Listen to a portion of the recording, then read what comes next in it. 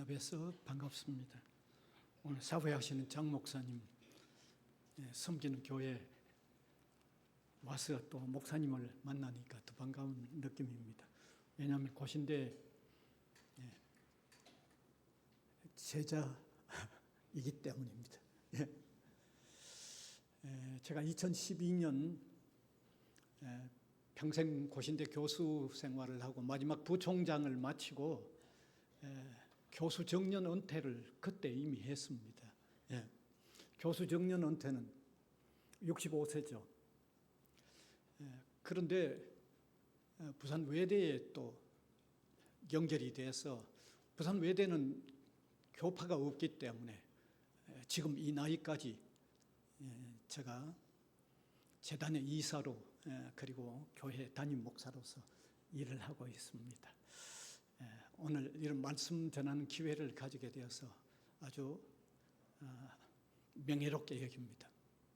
오늘 읽은 이 본문은 예수님이 하나님의 나라가 어떤 성격의 나라인가를 설명하기 위하여 들려주신 하나의 비유 이야기입니다. 그런데 1절부터 16절까지를 읽어야 하는데 도중에서부터 읽었습니다만은 내용을 잘 아실 줄 압니다. 그런데 이 내용은요, 어떻게 보면 조금 비정상적인 내용이 담겨 있습니다. 그래서 R.E. 닉슨 같은 성경 주석가는 경제 원리에 보면 좀 우스운 이야기다라고 아주 노골적으로 그렇게까지 설명을 하고 있습니다.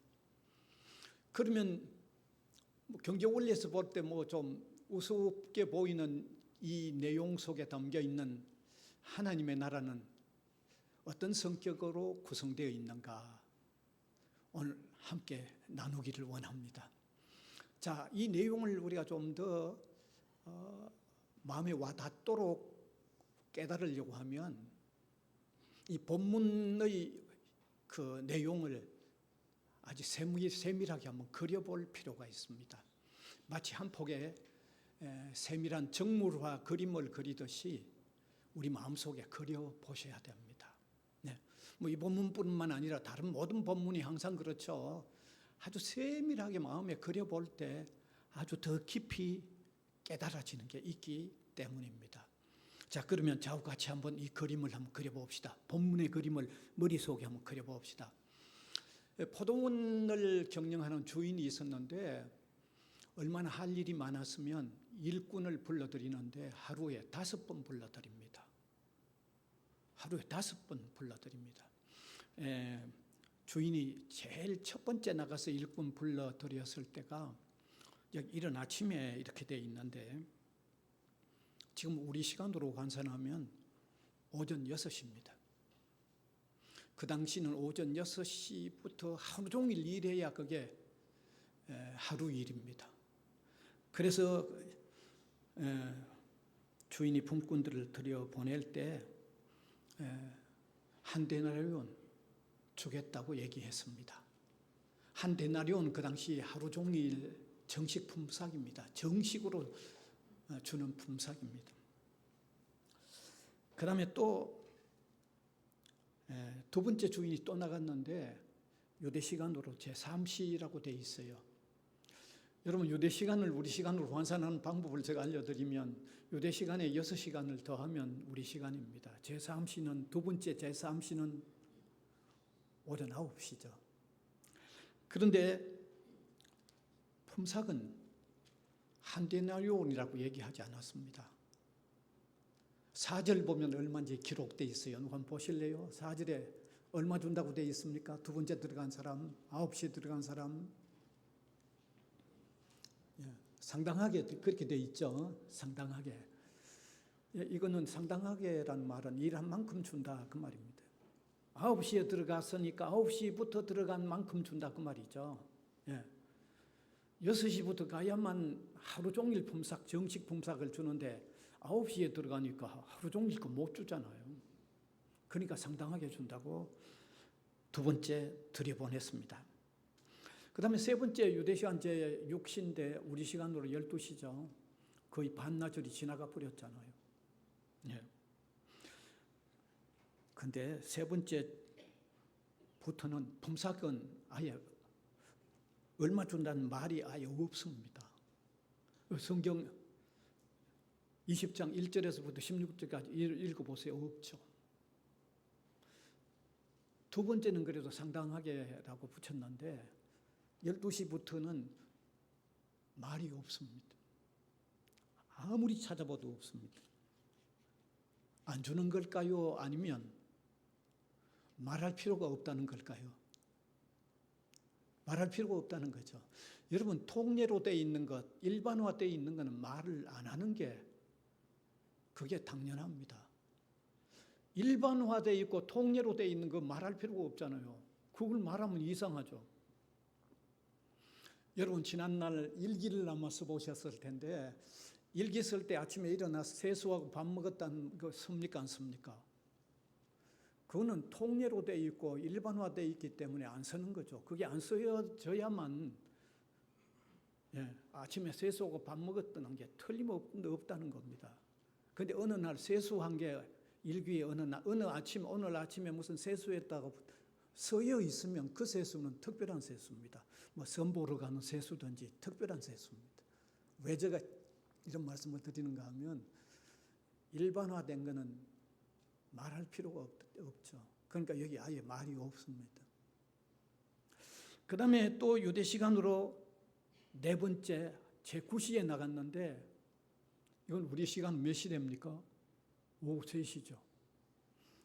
근데 품삯은 말할 필요가 없어서 아예 안 적혀 있습니다. 그 다음 마지막 다섯 번째 주인이 유대 시간으로 제11시에 나갔는데 우리 시간으로 몇 시일까요? 오후 5시죠. 오후 5시입니다.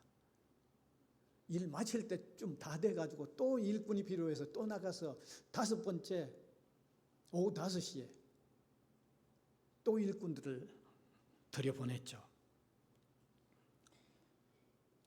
그래서 이제 날이 저물기 시작한 거죠. 머릿속에 그려보셔야 됩니다. 자세히 그려보셔야 돼요. 그러니까 그 주인이 그 포도원에서 포도원에 아주 고용되어 있는 청지기를 부르는 거죠. 청지기를 불러서 두 가지 방침을 얘기해 줍니다. 자, 지금 이제 일을 마칠 시간이니까 품꾼들 다 불러내가지고 품삯을 주고 돌려보내라. 근데 두 가지 방침이 세워줍니다. 하나는 여기 보니까 누구부터 주라고 돼 있어요? 먼저 온 사람부터 주라고 했어요? 나중 온 사람부터 주라고 그랬어요? 나중 온 사람부터 주라는 거예요. 이게 통례가 아니죠. 어뢰 이 나중 온 사람부터 주면 이 말 할 필요가 없잖아요. 그런데 이 주인은 그걸 깨는 거죠. 나중 온 사람부터 주라는 거예요. 그 다음에 두 번째 방침은 전체를 읽어보니까 느껴지는 건데 나중 온 사람에게도 얼마 주라고 그러는 겁니까? 한 데노래만 주라는 거죠. 그래서 이 주인의 방침을 들은 청지기가 그날 주인의 포도원에 들어온 일꾼들을 다 불러냅니다. 여러분 이제 일 마칠 시간입니다. 빨리 나와서 품삯 받아가세요. 우르르 모여 나왔어요. 얼마나 기다렸던 시간일까요? 그런데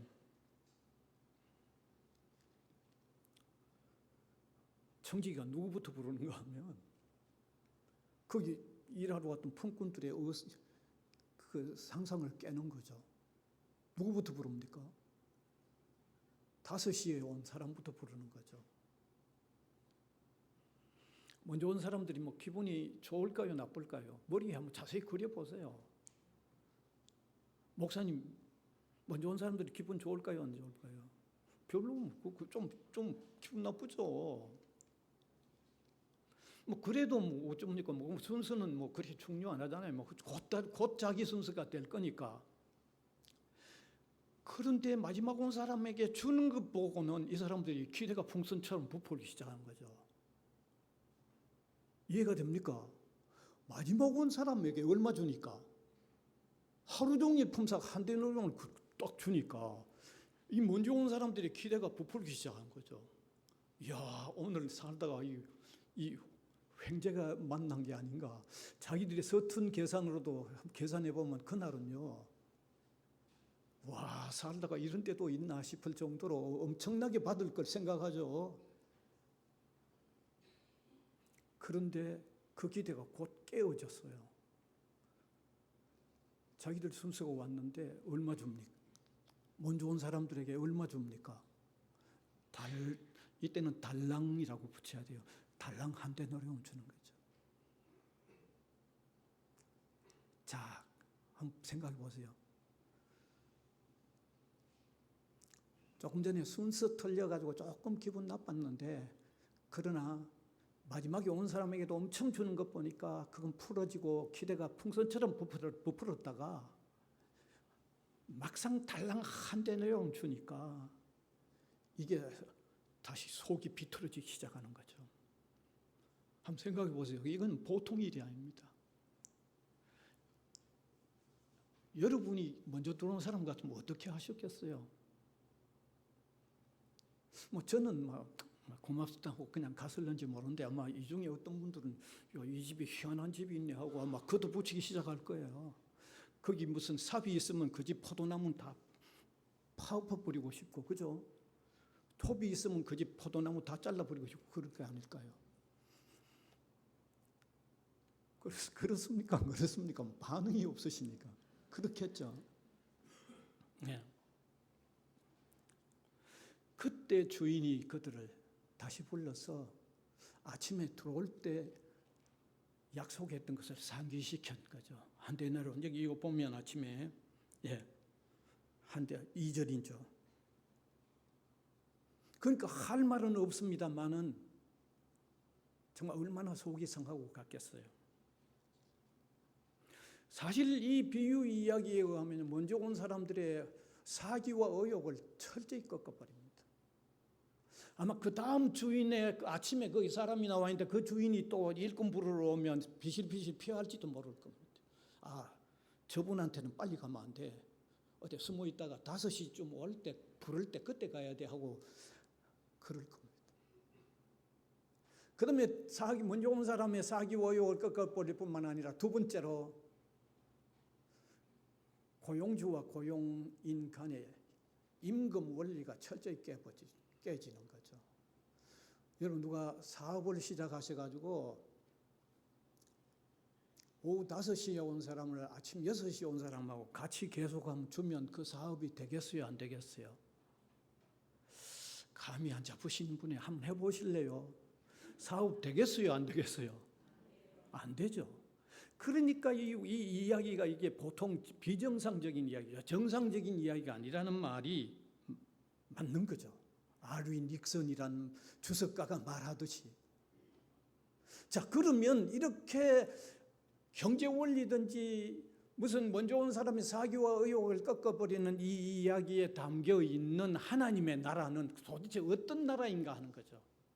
도대체 어떤 성격의 나라가, 하나님의 나라는 어떤 성격이 있길래 예수님이 이런 설명으로 하나님 나라를 설명하고 있는가 하는 문제죠. 여러분, 저는요, 지난날 유학을 가기 전에, 오래전이죠. 유학 간 지가 오래됐으니까 제가 이 설교를 다른 사람으로부터 많이 들었어요. 제가 유학을 가기 전에 제가 또 이 본문 가지고 설교를 참 많이 했어요. 그런데 제가 듣고 그 당시에 제가 설교한 내용은 이 본문 가지고 주로 나중에 온 품꾼이 참 훌륭한 품꾼이라고 제가 주로 그렇게 듣고 그렇게 설교했어요.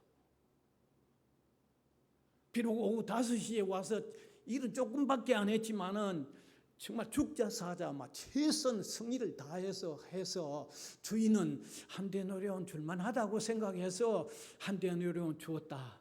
그런 내용을 이야기하면서 마지막에 내려지는 그 해석은, 우리가 예수님을 믿는 시간은 각각 사람마다 얼마든지 다를 수 있다.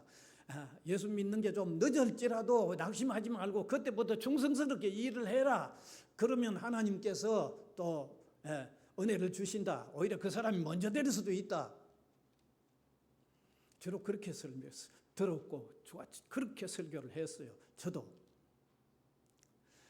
근데 유학 생활을 하면서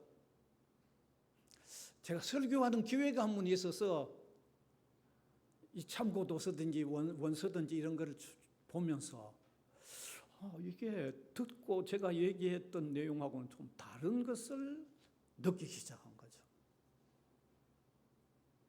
제게 이런 깨달음을 정말 많이 준 그 신학자 한 분이 있는데 요아킴 예레마이어라고 하는 신학자입니다. 뭐 저도 신학자니까 그분의 신학을 다 동의를 하는 건 아닌데 이 요아킴 예레마이어라고 하는 신학자가 이 본문을 이 마태복음 20장 이 오늘 포동 품꾼을 비유하는 이것을 해석하는 데서는 제게 엄청난 감동을 주었어요.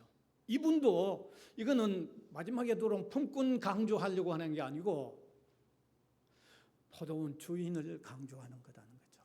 특별히 어떤 주인, 마지막에 들어온 품꾼에게 뭔가 엄청나게 배려를 해주는 좋은 주인을 강조하는 게 이 본문이라고 해석을 하고 있더라고요. 그래서 제가 눈이 번쩍 뜨였죠. 번쩍 뜨였어요. 야, 이렇게 이 해석도 있구나 하는 것을 제가 눈이 번쩍 뜨였는데, 그래서 제가 이걸 다시 이 본문을 다시 읽으면서 7절에 아주 중요한 포인트를 요점을 하나 발견할 수 있습니다. 7절 보면요, 포도원 주인이 오후 5시에 나가서 마지막으로 들려보냈던 품꾼을 만났을 때 나눈 대화가 나옵니다. 그 7절, 6절, 7절을 읽어보면 더 좋겠네요. 6절, 제 11시에 오후 5시죠. 나가보니 서 있는 사람들이 또 있는지라 이르되 너희는 어찌하여, 그 다음에 뭐라고 되어 있어요? 종일토록 놀고 여기 서 있느냐. 여러분, 이 대화에 의하면 오후 5시에 들어간 그 마지막에 들어간 품꾼들이 그 장소에 언제 나왔다는 말입니까? 아침에 일찍 6시에 사람 불리고 들어갈 때 이 사람들도 그때 이미 거기 있었다는 얘기입니다. 그죠? 분명히 그렇죠? 예. 그때 이미 거기 다 와 있었어요. 예. 그러면 우리 속에 이제 머리에 번쩍 떠오르는 게, 이 사람들이 하루 종일 어디 사대고 돌아다니고 못된 짓 하다가 용돈이 좀 모자라가 한 4시쯤이나 한 5시 가까이 거기 간 사람들이 아니라는 얘기입니다. 그죠? 아침 일찍 첫 번째 사람 불리고 갈 때 그때 이 사람들이 거기에 나가 있었던 사람들이죠. 그러면 왜 오후 5시까지 기다렸어야 할까요? 왜? 상당히 쉬운데, 일꾼 불러 가려고 하는 주인들이 거기 와서 사람들 볼 때마다 다른 사람은 다 불러가고 이 사람들은 뭐 한 사람이에요? 처진 사람들이죠. 이해가 되십니까? 처진 사람들이에요. 어느 주인이 와도 이 사람들은 잘 안 불러가는 사람들이고 언제든지 잘 안 불러가는 사람이요. 처진 사람들이에요. 여러분, 머릿속에 그려봅시다. 왜 처지설까요? 품삯 주고 일시키기에는 적당하게 안 보였던 거죠. 아마 병약하게 보여서 아이고 저 사람들 와서 일하겠나, 아니면 이미 너무 노쇠하게 보여서 백발이 마주 성성한 사람, 아이고 저 노인들 가서 일하겠나, 적절하게 보이지 않았다는 거죠. 네. 여러분, 이게 사실이라고 하면, 이게 사실일 수도 있죠. 네. 아침 일찍이 나갔는데도 사람들이 안 불러가고 5시까지 남아 있었으니까. 이 사람들은 참 딱한 사람들이에요. 얼마나 딱한지 모릅니다. 어쩌다가 다급한 사람이 한 번씩 불러간지 몰라도 주로 잘 안 불리고 가는 사람, 너무너무 사정이 딱한 사람들입니다. 여러분, 그 사람들 한번 생각해 봅시다. 누구든지 보고 잘 안 불러가는 사람, 언제든지 잘 불리고 가지 않는 사람. 그날 아침도 다른 사람이 일찍이 나왔을 때 나오면서 뭘 제대로 먹고 나왔는지도 모릅니다. 여러분, 지금 우리가 너무 잘 사니까 먹고 못 먹고 이런 건 우리가 생각도 안 하죠. 우리나라도 한 60년 전에 일 제때 못하고 늘 못하는 사람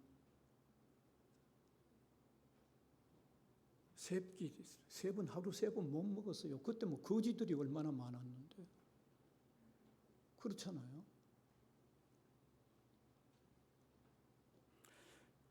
여러분, 그런 사정으로 아침부터 제대로 못 먹고 나와서 굶주리고 있었다고 하면 참 얼마나 딱하겠어요. 너무너무 딱하죠. 네. 늘 불리고 가는 일이 잘 없었던 사람 같으면 마지막에 가정에 들어가는 발걸음도 너무너무 무거울 수 있죠. 가족들 볼 면목도 참 없죠. 아니, 건강하고 젊은 품꾼들 매일 그냥 언제든지 잘 불리고 가는 사람들, 그 가족들하고 비교해 봅시다. 그 가족들은요, 아침에 일 나가는 남편들, 아빠 든든하게 잘 먹여 보냈을 거고, 해가 저물어 가면 오늘 또 우리 남편, 우리 아버지 틀림없이 들고 온다는 기대를 가지고 있겠죠. 맛있는 음식도 준비해 놓고 들어오면 같이 먹으려고 아주 준비도 하고 있겠죠. 그러나 거의 매일 종일 잘 불리고 가지 못한 그 가족들은 일 나가는 남편이나 아버지 아마 제대로 못 먹여 보낸 그 마음이요. 그게 보통 아픈 마음이 아니잖아요. 하루 종일 우리 남편 얼마나 힘들까. 아침도 제대로 못 먹고 나갔는데. 그런데 또 더 답답한 거는 또 어제 그저께처럼 빈손으로 오듯이 오늘 또 빈손으로 온다고 하면 우리가 어떻게 살아갈까 하는 이 막막한 사정이죠. 막막한 사정이죠. 이걸 머리에 떠올려 보자는 거죠. 그러면 왜 포도원 주인이 순서를 깨면서 마지막에 온 그 사람에게 품상 먼저 주라고 했는지 이젠 머리에 떠오를 겁니다. 그 속속 깊은 사정, 이 품꾼, 포도원의 주인이 그대로 그 속속 깊은 사정 배려해서 은혜를 듬뿍 부어준 거죠. 여러분, 오후 5시에 가서 일을 한들 얼마나 한들 하루 종일 품삯 받을 만큼 일을 얼마나 뼈가 부러진들 그렇게 해내겠어요, 못하겠어요? 이거 누구한테 물어봐야 되나? 그게 돼요, 안 돼요? 그러니까 이 포도원 주인이 마지막에 들어간 품꾼의 그 속 깊은 사정을 다 헤아려 가지고 거기에다가 은혜를 듬뿍 부어준 거죠. 그러니까 제가 이 본문이 마지막에 들어간 품꾼을 강조하려고 하는 본문이 아니고 포도원을 열어놓은, 여기 포도원은 하나님의 나라예요. 이게 포도원이 하나님의 나라예요. 그리고 여기 포도원 주인은 하나님 나라의 주인은 하나님을 얘기하는 거예요. 그래서 하나님 나라를 열어놓고 우리를 구원해서 그의 자녀로 삼으시는 하나님 나라의 주인이신 하나님, 그분이 얼마나 위대한 분이고 얼마나 좋은 분인가를 지금 이걸 여기 담아내놓고 있는 거예요. 이걸 설명하고 있는 게 바로 이 본문이에요. 제가 이 사실을 처음에 깨달았을 때요, 제가 목사 된 사람이 하나님 좋은 줄 몰라서 목사 됐겠어요. 그날 처음에 제가 이걸 깨달았을 때요, 얼마나 감격스러운지, 내가 믿는 하나님이 이렇게 속속 깊은 것을 배려해 주시는 좋은 하나님인가 하는 이게 깨달아져서 제가 한참 설교하는 노트를 제가 적셨어요. 울었어요. 하나님 너무 좋으셔가지고, 하나님 너무 좋으신 분이에요.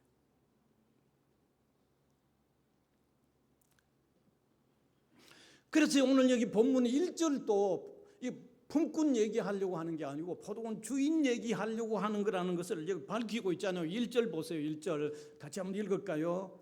천국은 마치 품꾼을 얻어 포도원에 들여보내려고 이른 아침에 나간 집주인과 같다니. 집주인 얘기하는 거예요. 포도원 주인 얘기하는 거예요. 하나님 나라의 주인이신 하나님을 얘기하는 거예요. 하나님.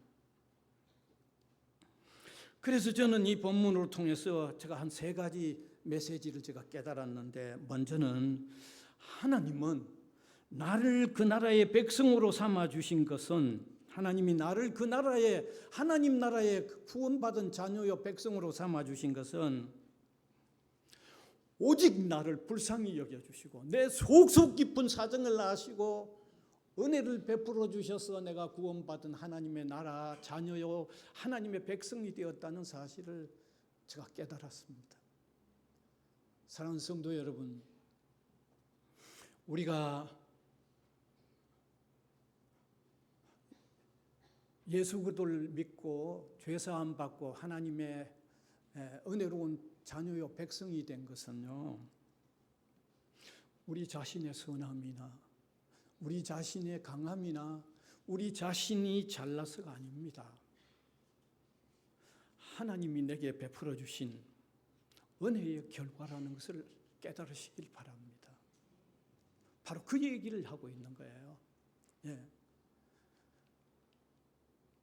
우리를 그냥 내버려 두시면 영원한 형벌을 받아야 하는 비참에 놓여져 있는 우리의 그 속속 깊은 사정을 하나님이 헤아려 보시고 불쌍히 여겨주시고 긍휼히 여겨주시고 무한한 사랑을 쏟아부어 주셔서 우리가 하나님의 나라의 자녀요 백성이 된 것을 여러분 믿으시길 바랍니다.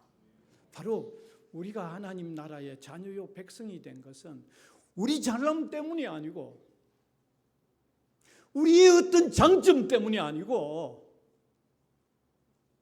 우리를 포도원에 마지막에 들어간 그 품꾼과 그에 딸린 가족들의 그 돌아보시는 세심히 돌아보셨던 하나님의 은혜로운 배려, 하나님이 아마 무한히 베풀어 주신 긍휼로 우리가 하나님의 자녀요 백성이 된 것을 이 시간에 깨달으시길 바랍니다. 여러분, 우리가 기독교의 구원의 이게 기본이고 본질입니다. 오직 은혜인 것을 믿읍시다. 오직 주님의 무한한 사랑 때문에 우리가 하나님의 자녀요 하나님의 백성이 된 것을 고백합시다. 믿읍시다, 여러분. 예? 이게 기독교 구원의 핵심이에요. 이거. 예? 절대로 우리의 선함 때문이 아닙니다. 우리의 장점 때문이 아닙니다. 하나님의 은혜가 풍성하기 때문입니다. 하나님이 우리를 세심하게 배려하시기 때문입니다. 이거 절대로 잊지 마시기를 바랍니다, 여러분. 그 다음에 2번째 우리에게 깨닫게 해주시는 것은, 자, 그렇게 은혜를 베풀어 주셔서 우리를 하나님의 자녀요 하나님의 백성으로 삼아 주셨는데, 우리를 하나님의 자녀요 하나님의 백성으로 삼아 주신 이후에 또 우리를 어떻게 돌보아 가시는가 하는 것을 깨닫게 해줍니다.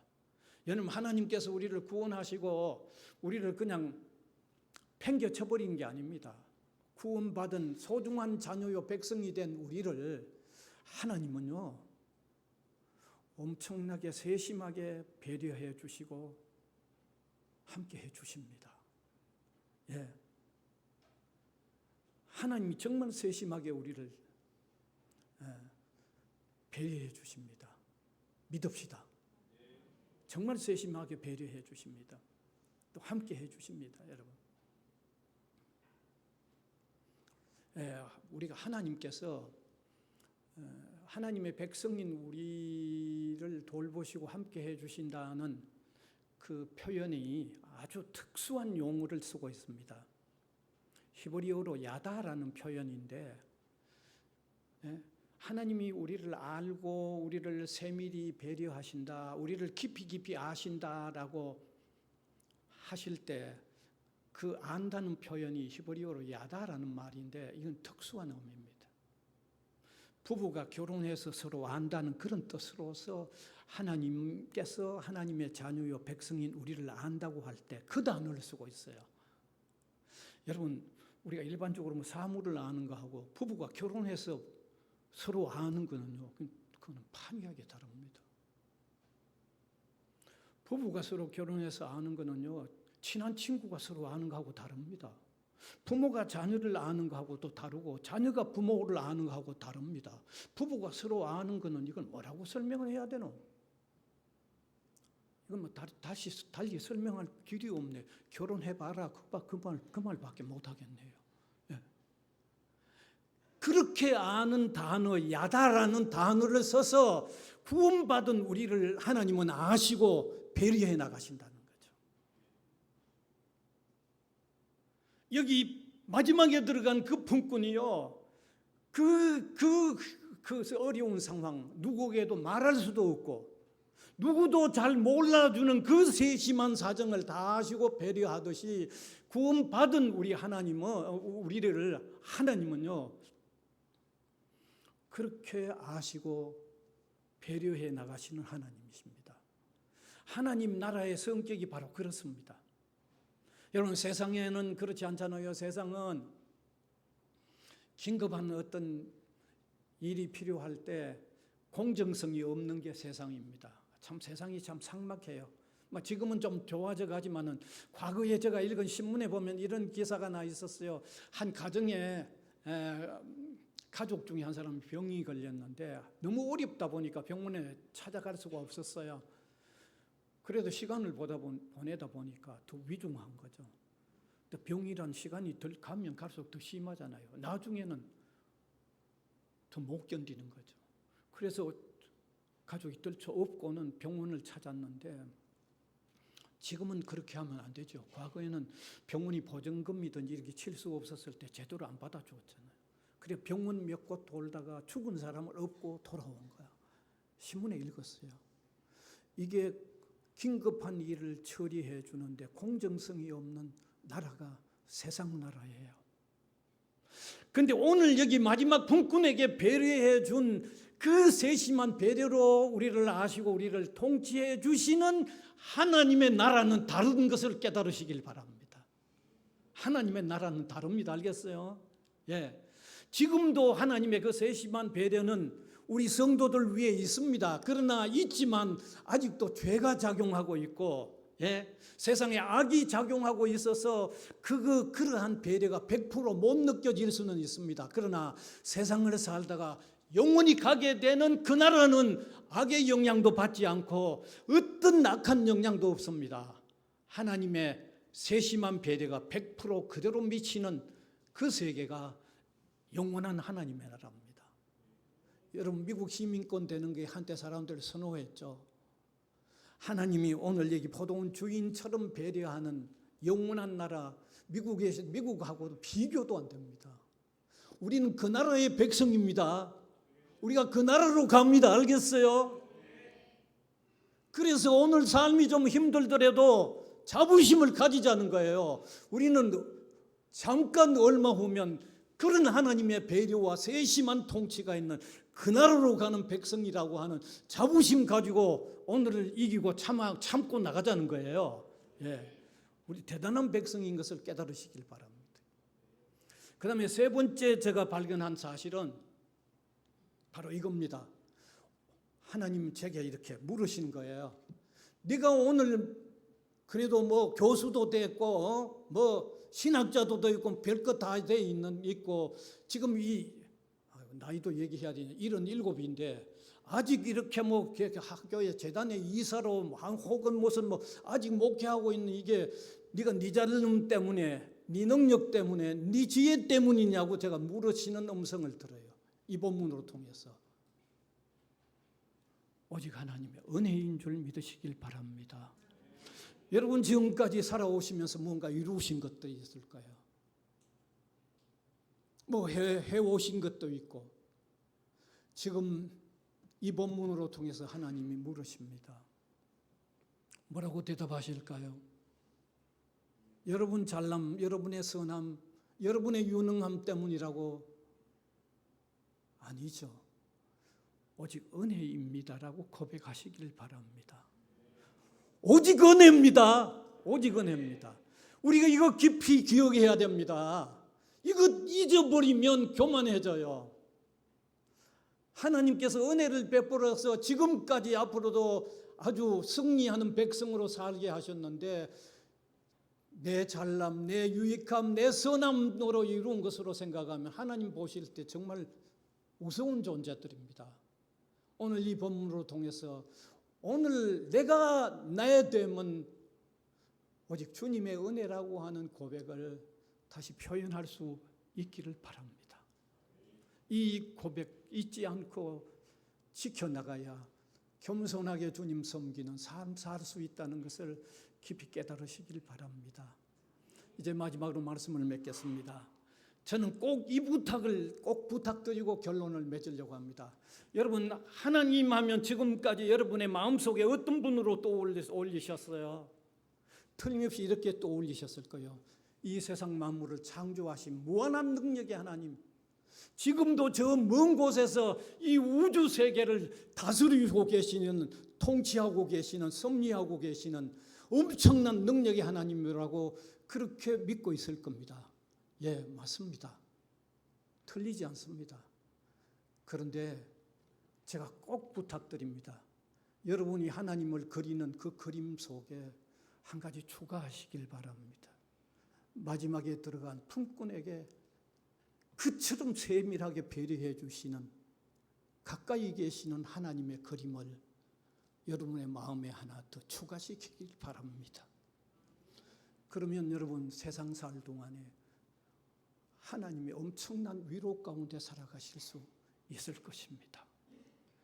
마지막 그림, 제가 결론으로 부탁드리는 그림 하나를 여러분의 하나님 그리는 그림 속에 반드시 포함시키셔서 무한한 은혜로서 세상을 살아가실 수 있기를 간절히 바랍니다.